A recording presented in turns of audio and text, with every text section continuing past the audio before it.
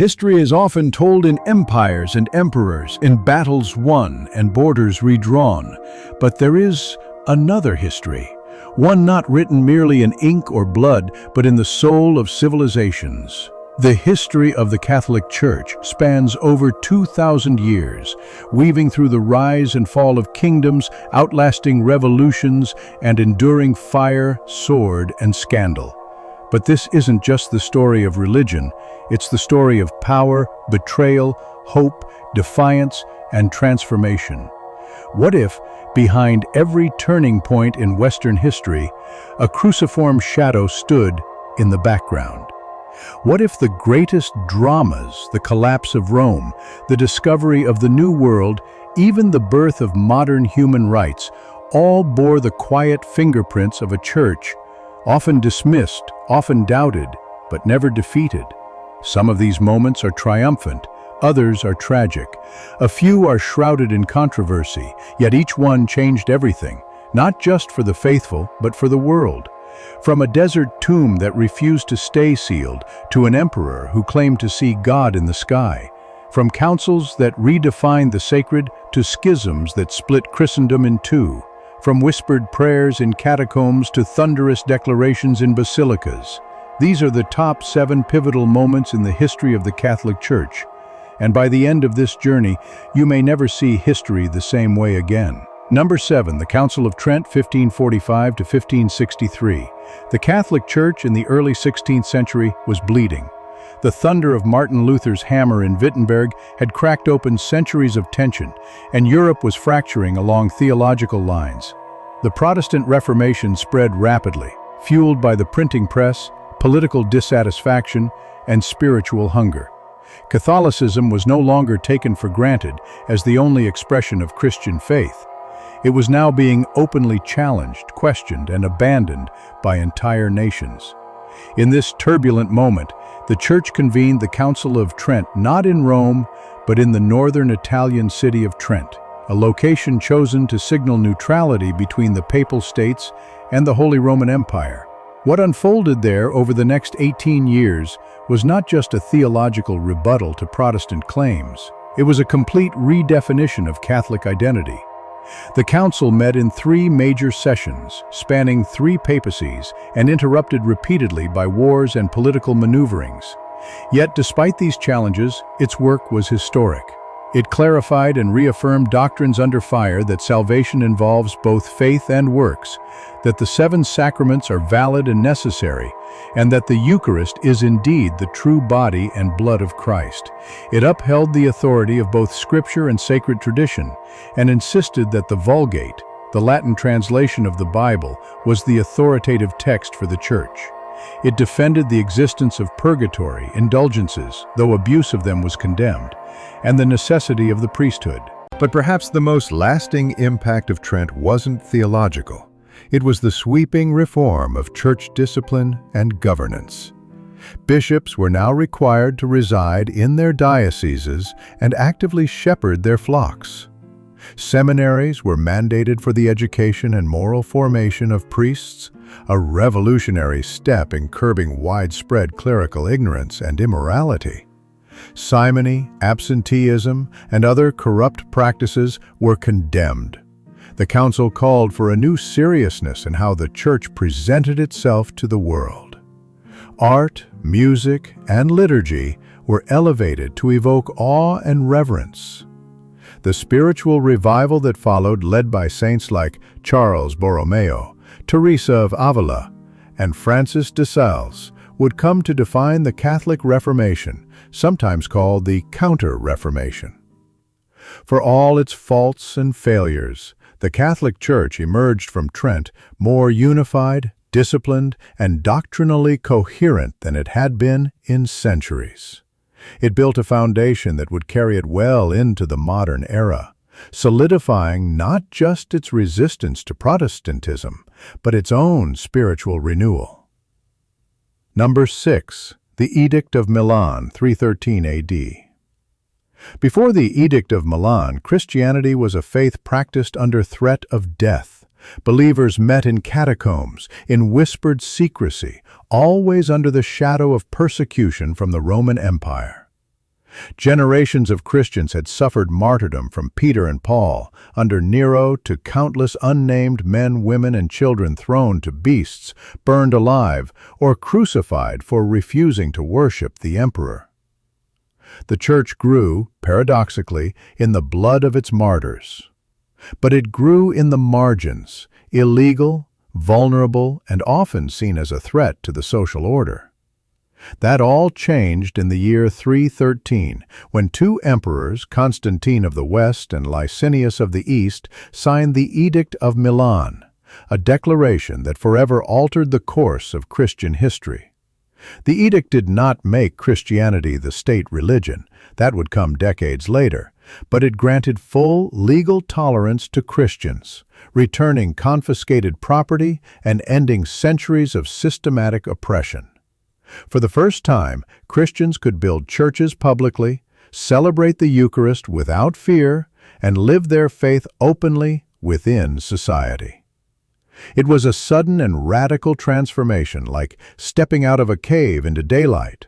The man behind this moment, Emperor Constantine, had reportedly experienced a vision before the Battle of the Milvian Bridge the year before, a cross in the sky accompanied by the words, "In this sign, you will conquer."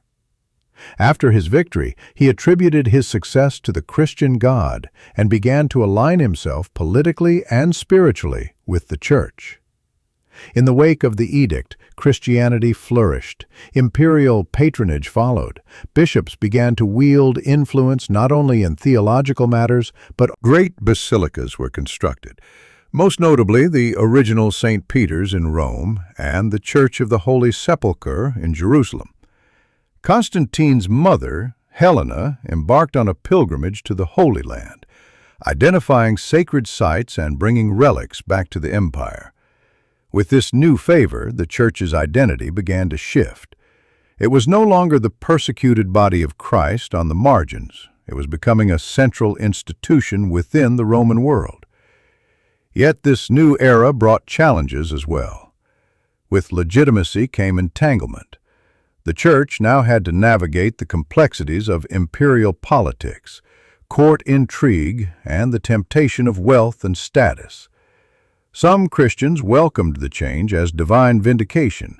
Others feared it was a dilution of the gospel's radical call. Nonetheless, the Edict of Milan stands as a defining moment, a transition from survival to influence, from catacombs to cathedrals. It was the hinge upon which the Church swung into a new chapter of growth, power, and responsibility. Number 5. The Gregorian Reforms, 11th century. By the dawn of the 11th century, the Catholic Church was in crisis, not from external enemies, but from within. Corruption was no longer the exception. It was the norm in many corners of the ecclesiastical world. Bishops often owed their positions to kings and nobles rather than to their vocation or spiritual merit, a practice known as lay investiture. Church offices were bought and sold like property, a sin called simony. Celibacy among the clergy was widely ignored, and the spiritual authority of the Church was increasingly compromised by its entanglement with secular powers. The lines between priest and politician blurred, and many believed the Church had become just another political institution. Into this morass stepped Hildebrand, a monk of Cluny who would become Pope Gregory VII, a man who would shake the Church to its foundations. Gregory VII was not interested in maintaining the status quo. He believed fervently that the Church must be purified and restored to its spiritual mission, and that meant freeing it from the grip of kings and earthly rulers. His reforms were sweeping and uncompromising. The papacy, he insisted, held authority not just over the Church, but over emperors. He declared that only the Pope had the right to appoint or depose bishops, and that secular leaders had no place in spiritual appointments. This was radical in a time when emperors and kings had long considered it their right to control the Church within their realms.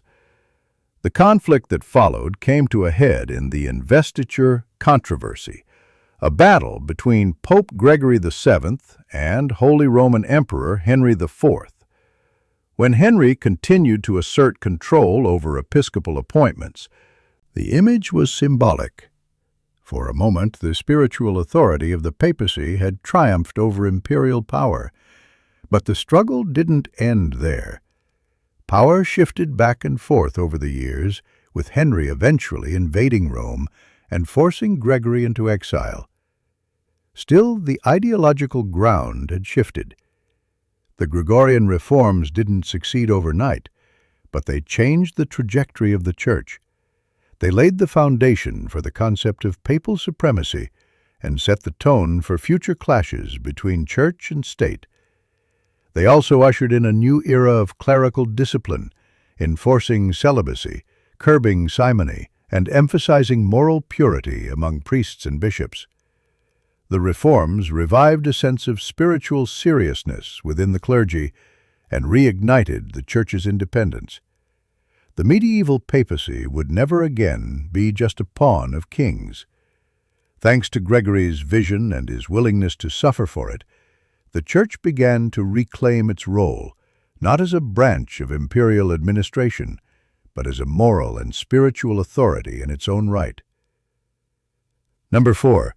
The East-West Schism, 1054.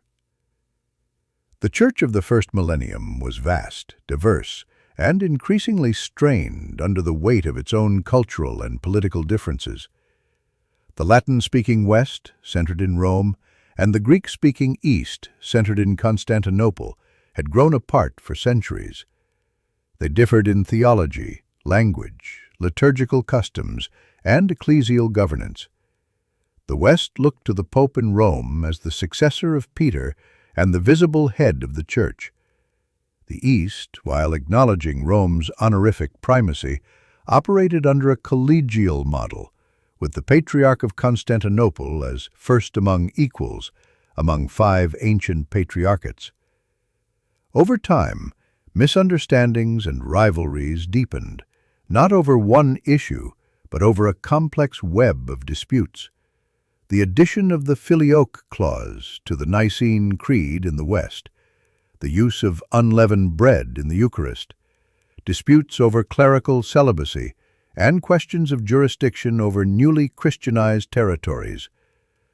By the 11th century, these tensions were no longer simmering beneath the surface.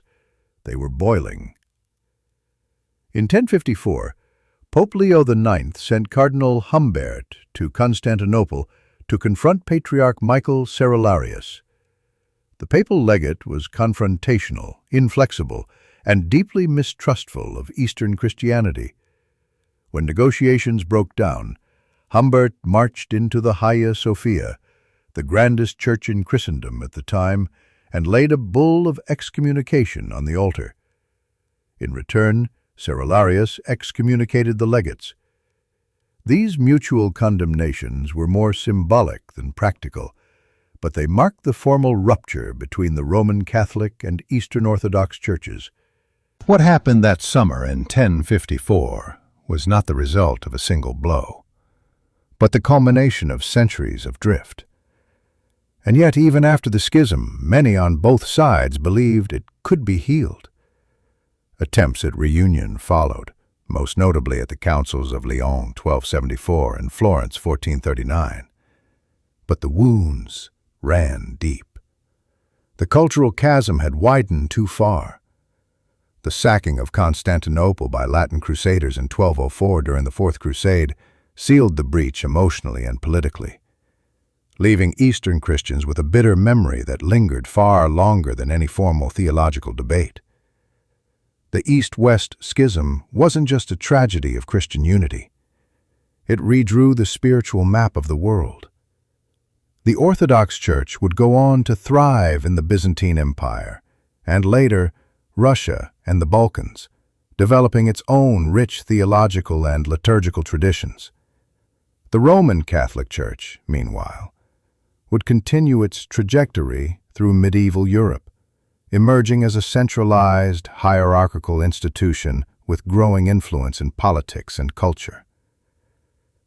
Though dialogues have resumed in modern times and gestures of goodwill have been exchanged, including the mutual lifting of excommunications in 1965, the schism remains one of the most enduring divisions in Christian history. It was a moment when one church became two, and the consequences of that break have echoed for nearly 1,000 years. Number 3. The Jesuit missionary expansion, 16th–18th century. In the wake of the Protestant Reformation, the Catholic Church found itself in a desperate fight, not just for doctrinal clarity or political influence, but for souls. Europe was fracturing, old certainties were crumbling, and entire nations were abandoning Rome. Amidst this spiritual upheaval, a new force emerged from within the Church that would carry the gospel far beyond the boundaries of the Reformation-torn continent. That force was the Society of Jesus, the Jesuits, founded in 1540 by a wounded Spanish soldier turned mystic named Ignatius of Loyola. What began as a small band of loyal priests soon became the Church's most dynamic, disciplined, and daring arm of evangelization. The Jesuits were unlike any religious order before them. Their motto, Ad majorem Dei gloriam, for the greater glory of God, reflected their total commitment to missionary work, education, and loyalty to the Pope. They were highly trained, intellectually sharp, and culturally adaptable. Rather than imposing the gospel through blunt force, they sought to engage deeply with local cultures, learning languages, understanding customs, and finding bridges between faith and tradition. Their mission was not simply to convert, but to uplift, educate, and serve. Few embodied this better than St. Francis Xavier. His letters home are full of astonishment and admiration for the people he encountered. He baptized thousands, but always strove to ensure conversions were sincere and grounded in understanding. Others followed in his footsteps. In China, Matteo Ricci gained entry not by preaching on street corners, but by mastering the Chinese language, adopting local dress, and impressing scholars and officials with his knowledge of astronomy and mathematics. He presented Christianity not as a foreign intrusion, but as a fulfillment of ancient Chinese wisdom. In the Americas, the Jesuits established missions across Paraguay, Brazil, and parts of Mexico and North America. These missions were not merely churches, but thriving communities, often centers of education, farming, and healthcare.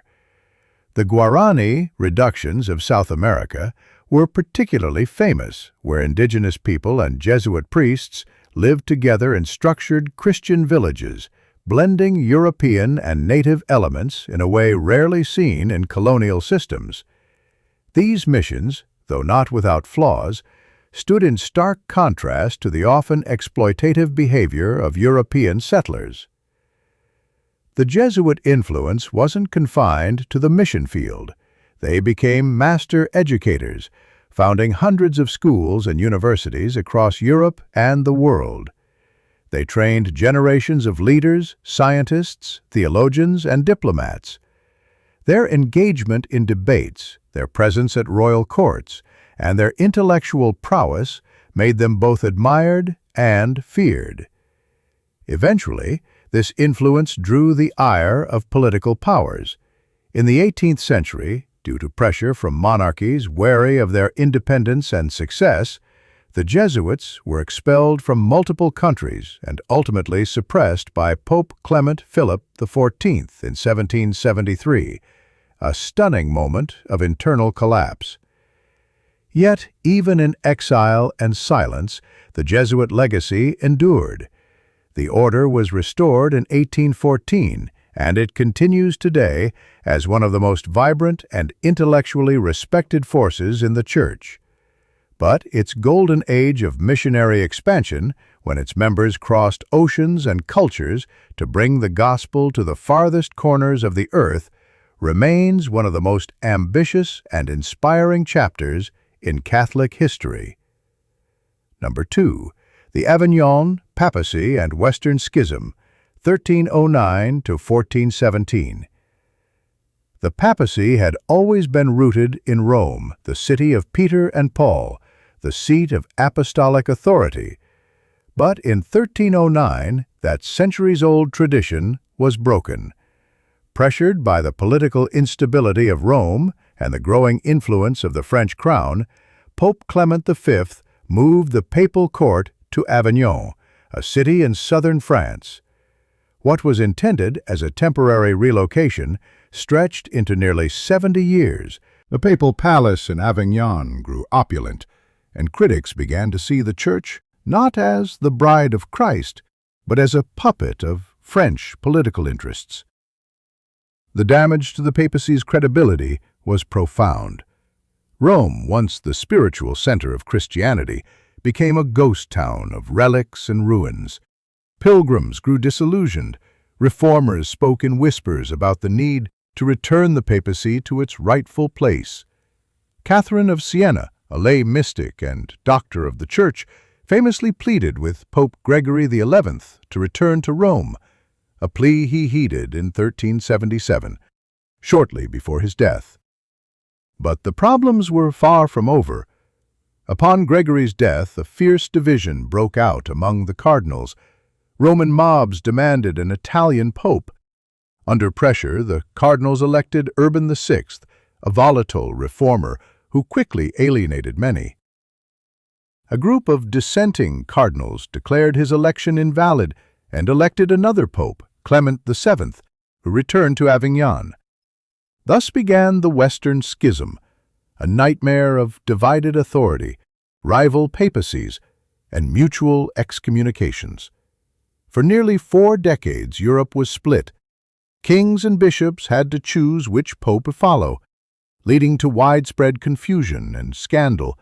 Even devout Catholics were unsure who held the keys of Peter. The unity of the Church, so central to its identity, lay in tatters. Desperate for resolution, Church leaders turned to the conciliar movement, the idea that an ecumenical council could hold authority over the Pope in matters of crisis. The Council of Pisa, 1409, tried to fix the problem by deposing both popes and electing a new one. But the existing popes refused to step down, resulting in a third claimant to the papal throne. It wasn't until the Council of Constance, 1414 to 1418, that real progress was made. One pope resigned. The others were deposed or ignored, and a new pope, Martin V, was elected with broad support. At last, the schism ended. The Avignon papacy and the Western Schism left deep scars. The papacy, once seen as the unshakable rock of unity, now looked vulnerable, even political. Faithful Catholics questioned the moral authority of a church that could be so fractured and corrupt. The credibility of church leadership had been badly damaged, and those doubts would not be forgotten. In many ways, the seeds of the Reformation were sown in this era, when the shepherds of the Church failed to act as one flock. The memory of a divided church haunted the faithful, reminding them of just how fragile unity can be when power, pride, and politics infect the sacred. Number 1. The Second Vatican Council, 1962-1965. It was a church still shaped by the worldview of the 16th century, standing in the wake of modernity with his arms folded. 2 world wars had shattered the European continent. Science and technology were advancing at a breakneck pace, and new questions were being asked about human dignity, freedom, and the role of religion in an increasingly secular world. In this moment of turbulence and transformation, few expected what came next. An elderly Pope, John XXIII, announcing in 1959 that he would convene an ecumenical council, not to condemn heresy or settle disputes, but to open the windows of the church and let fresh air in. When the Second Vatican Council finally opened in 1962, it was clear from the start that it would be different. Over 2,000 bishops from around the world gathered in St. Peter's Basilica, a truly global representation of the Church, including voices from Latin America, Africa, and Asia. There was a palpable energy, a sense that history was about to pivot. Pope John XXIII set the tone with his call for aggiornamento, updating the Church not by watering down doctrine, but by engaging the modern world with renewed vitality and openness. Even after his death in 1963, his successor, Pope Paul VI, carried the torch with equal conviction. The documents produced by Vatican II covered nearly every aspect of church life, and their tone was revolutionary, not in doctrine, but in posture. One of the most visible changes was liturgical. Mass was no longer required to be in Latin. Local languages were permitted, making the liturgy more accessible to the faithful. The priest now faced the people, fostering a greater sense of participation and unity. The laity were no longer seen as passive recipients of grace, but as active members of the Church's mission. The Council emphasized the universal call to holiness, that every baptized person is called to sanctity, not just priests or religious. Equally groundbreaking were the Council's teachings on ecumenism and interfaith relations. For the first time in history, the Church formally recognized elements of truth and holiness in other Christian communities and non-Christian religions. In Nostra Aetate, the Council spoke with deep respect about Judaism, Islam, Hinduism, and Buddhism, rejecting centuries of suspicion and opening the door to genuine dialogue. Lumen Gentium redefined the Church as the people of God, not just a hierarchy, and Gaudium et Spes addressed the joys and hopes, the griefs and anxieties of the modern world, an unprecedented statement of solidarity with humanity.